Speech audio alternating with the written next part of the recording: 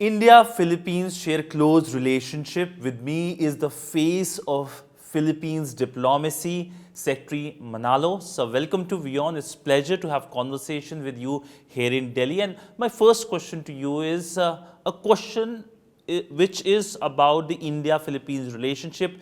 If you can give a broad overview as to how the relationship is progressing, what are the key pillars of the relationship, the progress made in pillars like space, tourism, and trade? Well, first, thank you very much for having me, and really appreciate your invitation. And I've just ended my participation in Maricina Dialogue, which is very successful. I think on your question about our bilateral relations with the Philippines and India, you know, we recently celebrated our 75th anniversary, but I think it's really, our relationship has really taken off in the last 3 or 4 years. And I think this relationship has grown not only in one particular area, but in a broad range of areas such as, well, of course, on trade and economic cooperation, but also cooperation in other new areas such as in renewable energy and dealing with cyber issues, AI, and also IT, and at the same time in the defense sector. So I would say that our relationship now is really comprehensive. And in fact, there are moves to perhaps further officially elevate our relationship to a much higher level than it is now. And this will only reflect the very fast pace that our cooperation is growing. And this is not only in those areas I mentioned, but also in terms of people to people. I think there are plans now to have again, a direct flight from Delhi to Manila, the first time in many years.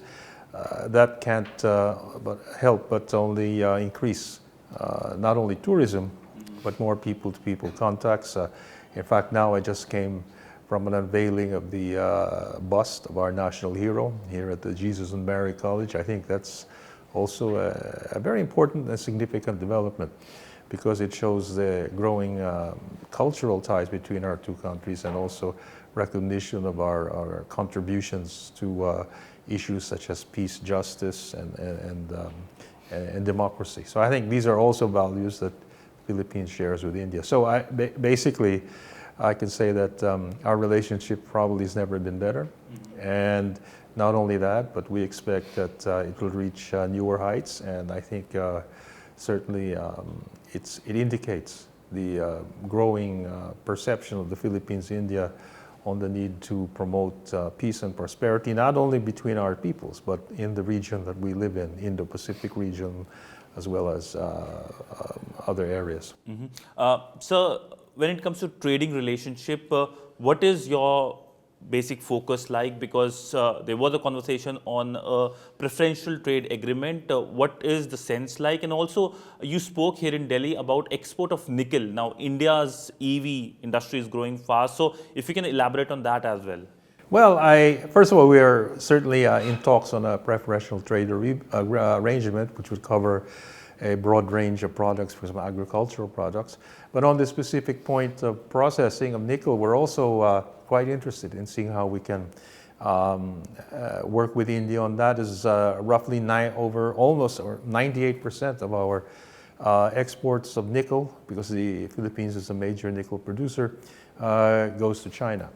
I think the idea here is that many countries are now looking at creating greater economic resilience, so that we're not affected by sudden changes in a single market, especially if we rely on that market for the overwhelming amount of our exports. So I think the trend now is to create greater economic resilience by diversifying into other markets. And but not only that, in terms of exports, we also would like to include any new deal we have on, for example, nickel exports. It would also include a commitment to set up processing in the Philippines so as to create greater value added.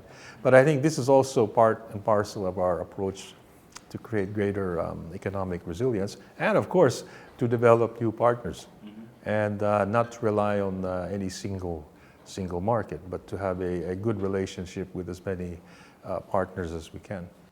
And as part of the growing relationship, we saw the visit of the Indian External Affairs Minister, during which he made a significant remark. He supported the sovereignty of Philippines, backed the 2016 Arbitral Award as well. How do you see the Indian position on backing the Arbitral Award, the comments by the Indian External Affairs Minister?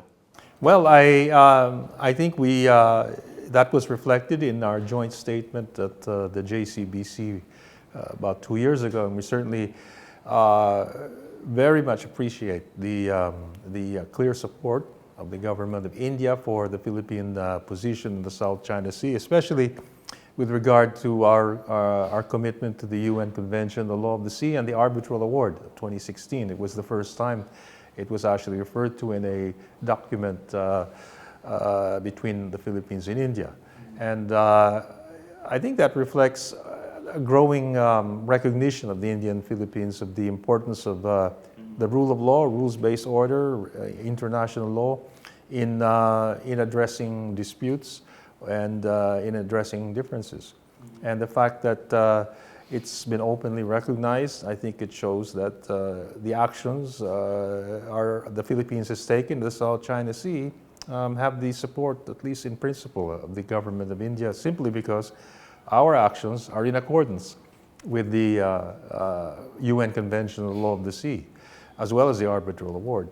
And when I say in accordance, I mean our actions are legal if you refer to international law. The real danger is that if you have actions which are inconsistent with UNCLOS, or claims which are inconsistent, or applying domestic laws to what is essentially an area open to the international community.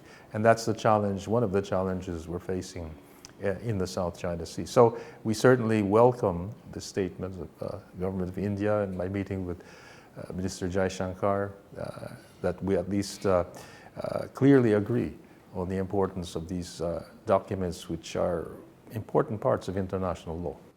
And we have seen growing defense and security engagement as well. In fact, India has significantly increased its defense cooperation with Philippines.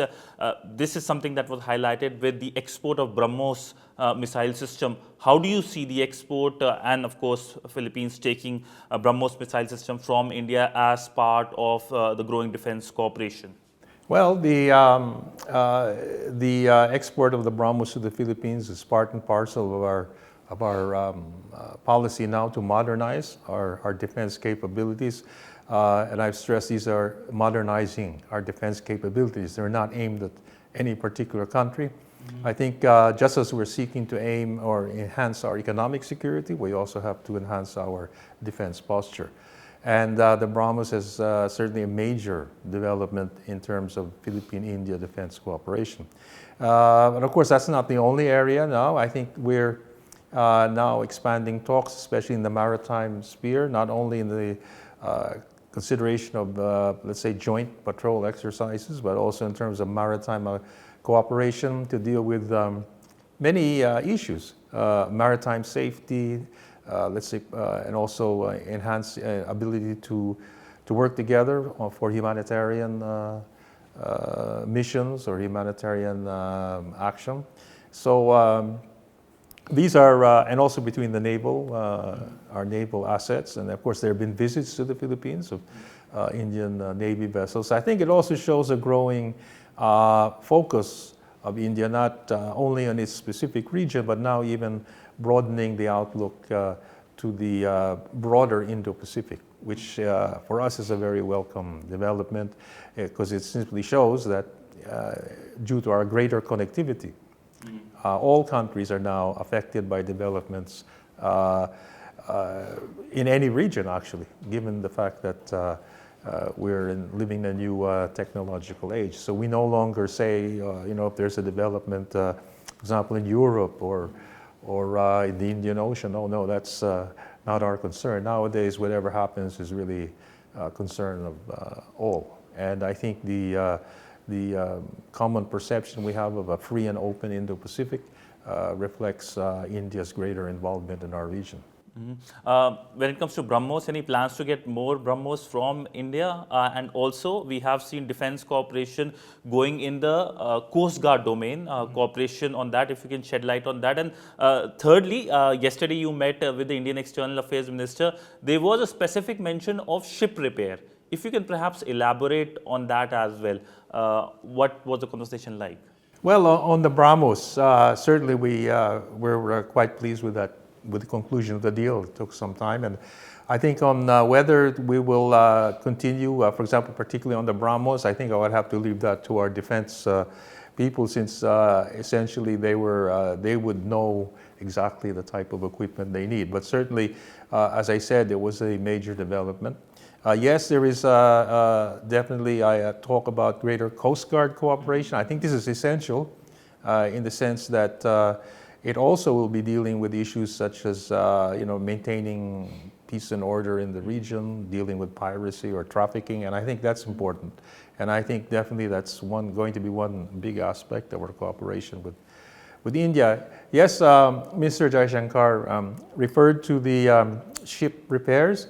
I think it was a very interesting proposal, and I promised I would take it back to our concerned agencies. I think the idea was if we have any ships or vessels passing through the area, ship facilities or repair would be available.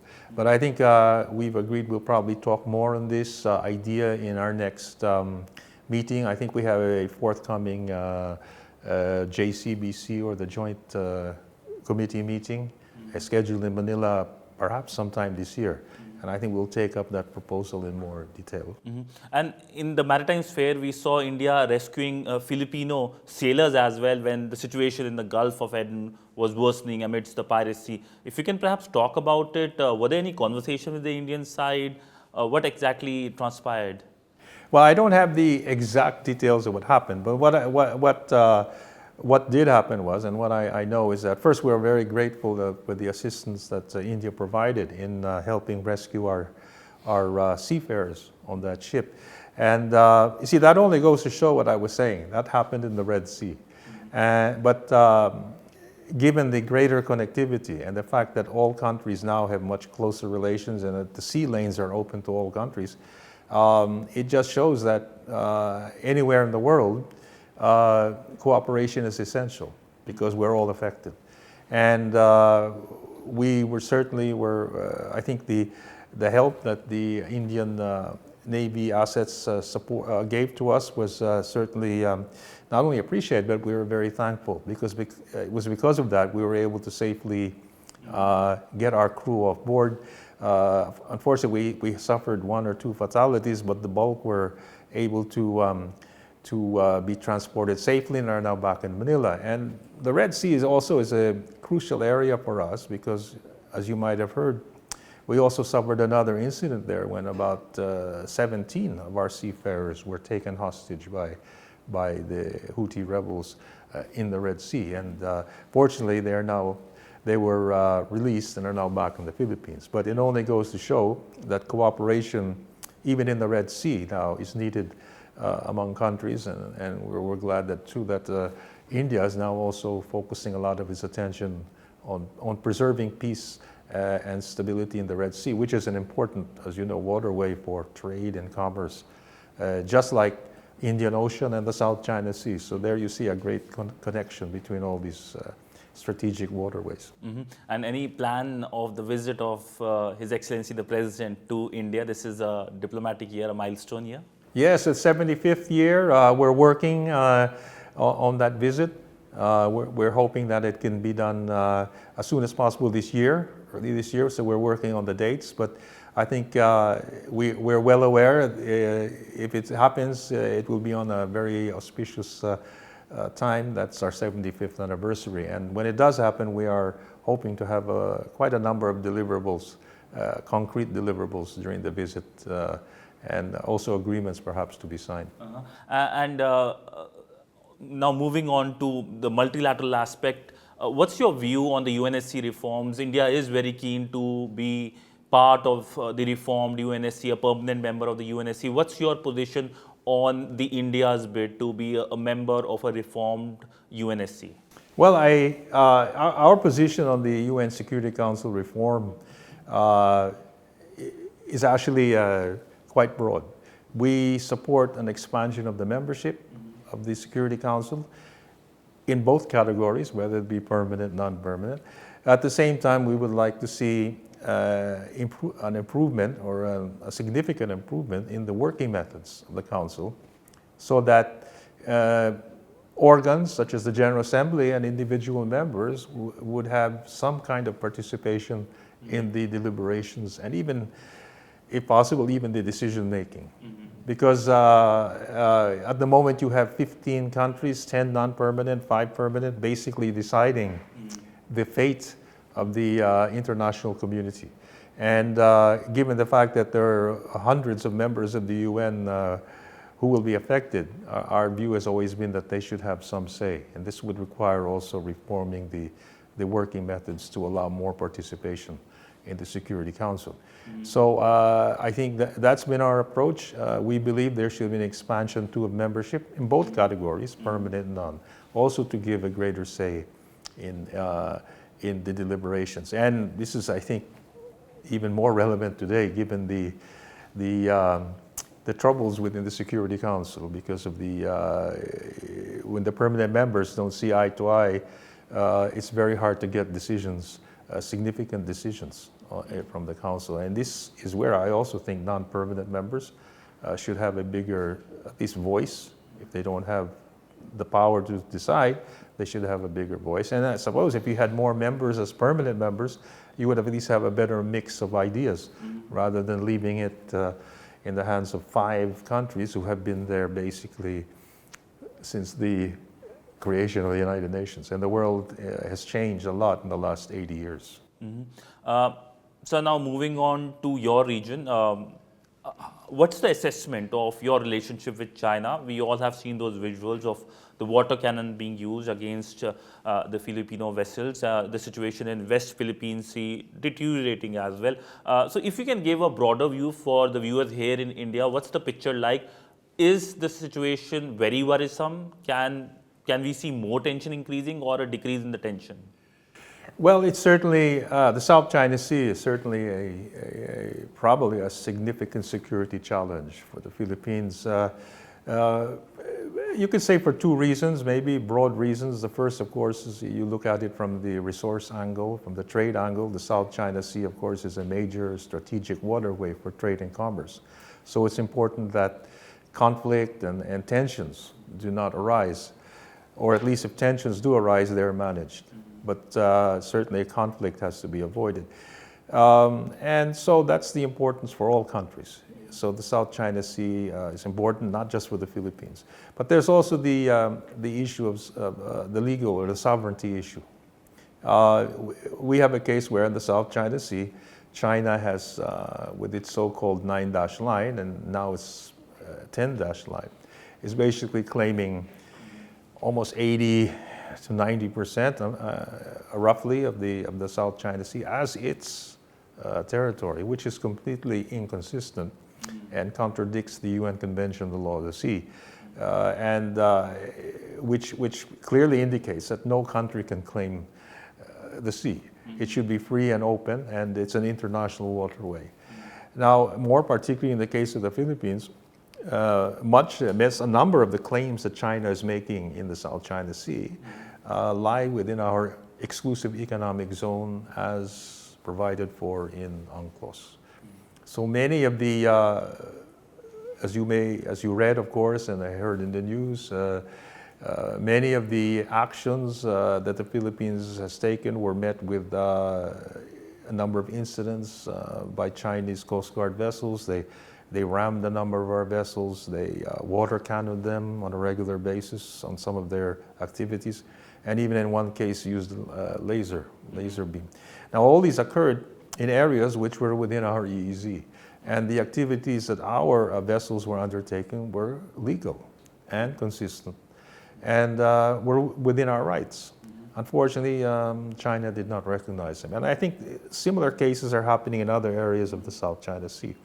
And even more to the point is many of our fishermen have been deprived of their ability to exercise their livelihood within our own EEZ. See, that's the biggest concern, because China is now applying its own domestic laws, or at least is saying that they will apply their domestic laws, and are enforcing them in some ways, or sometimes in a dangerous way. We recently had an incident where we had a plane, reconnaissance plane, flying over, again, an area within our EEZ, and a Chinese helicopter flew very close to it.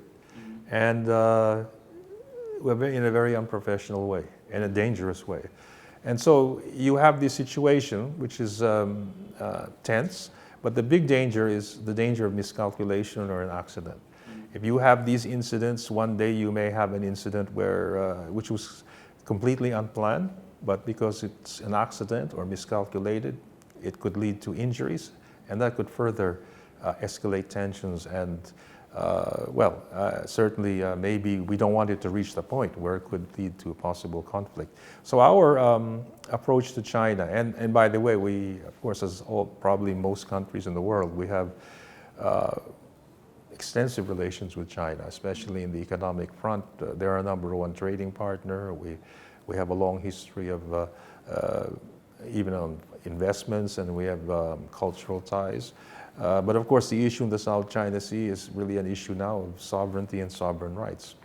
But we are nevertheless committed, our policy is to see how we can manage these disputes peacefully and through diplomatic means and in accordance with international law. So what this all means is we're committed to seeing how we can manage these tensions and address the disputes, but without prejudice to our national positions and our national interests, and as well as any agreement or a settlement or discussion should be in accordance with the international law. So these are the challenges we face, and we will continue to assert our rights, but at the same time seek peaceful resolution. Is India in the loop when it comes to you briefing the Indian side over the situation there? I'm asking this because India has its own set of problems with China, though it looks like now India and China are moving towards normalization. And what's your sense, what's the Filipino position on the wider Indo-Pacific, the Quad grouping? If you can perhaps also talk about that as well. Well, this is now a regular discussion when we meet with India, because as I mentioned earlier now, we now look at the broader Indo-Pacific, so all the developments there, and the challenges to sovereignty and international law. And when it comes to the Indo-Pacific, India and the Philippines both share the view that the regions should be, especially the waterways, should be free and open, and the Indo-Pacific should be a region of peace and stability and economic growth.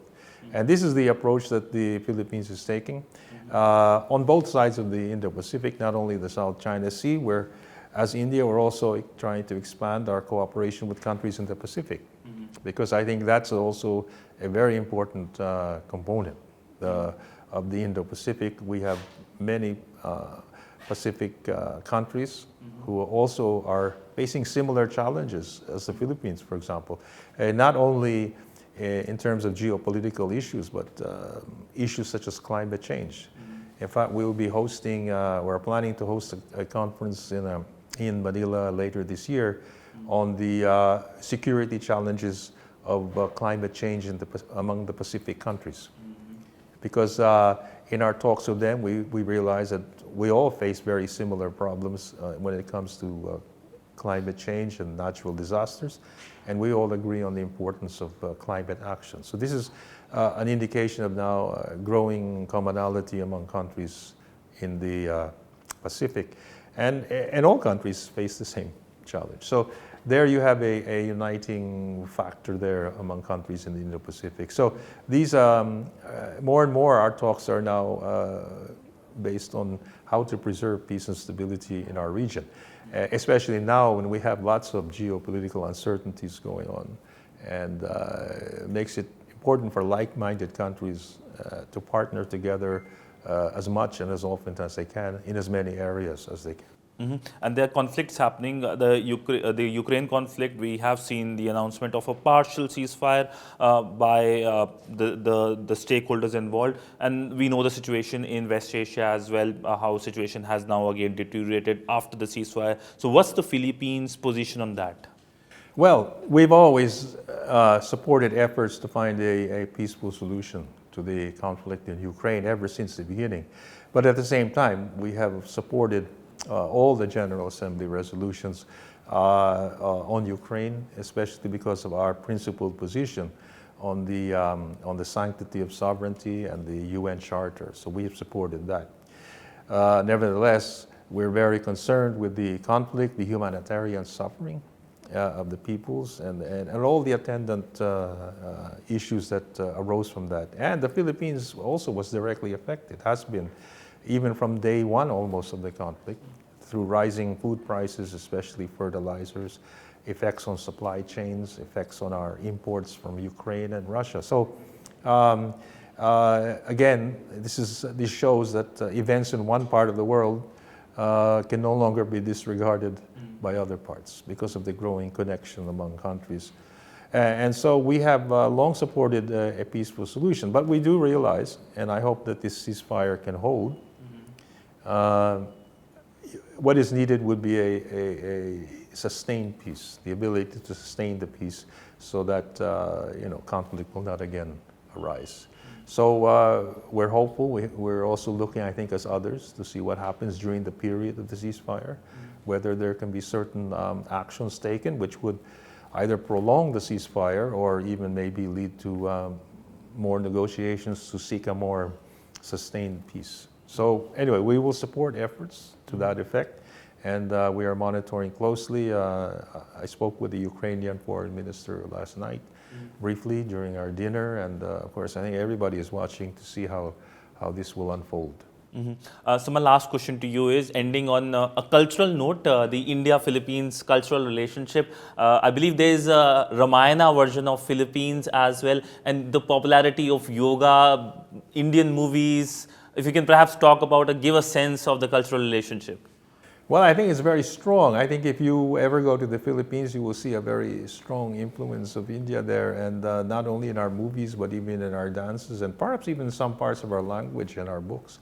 And today, as I said, I went to the unveiling of our national hero here, and I was also surprised to see we have a marker on the street for him. So I think it basically is within our DNA. I don't think we have any problem. Our language is we have a common language, and India and the Philippines have a long history of cooperation. In fact, then there is a sizable population of Filipino Indians and in the Philippines, and of course we have a growing community here. So I think one can sense already a strong connection between our two countries and peoples, and of course Indian movies and Bollywood, of course, is I think that's worldwide anyway. Thank you so much, sir, for speaking to WION. It was a very broad-based interview explaining everything about India-Philippines aspect, and this is a year which will see more high-level engagement. Thank you so much, sir, on that note. Thank you, sir. Thank you very much for having me. Thank you, sir. Thank you.